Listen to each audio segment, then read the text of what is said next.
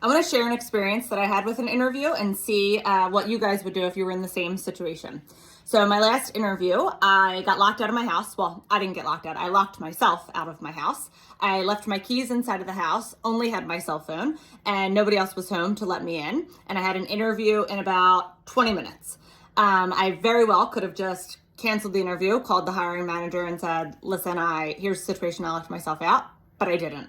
I first called my family who lived in New Jersey, and I'm in Pennsylvania at this point, and my interview, mind you, is 20 minutes away.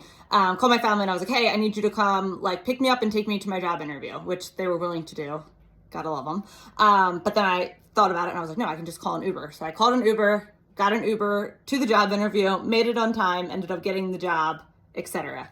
But the reason I'm asking is because when I told my boss about it, once I was hired and months down the line, it might have even been years later, I told him about it and he was like, you should have told me that during the interview. He's like, I would have hired you on the spot. That means you're resilient and you'll do whatever it takes to make it happen. So I'm just curious what other people would have done in that situation.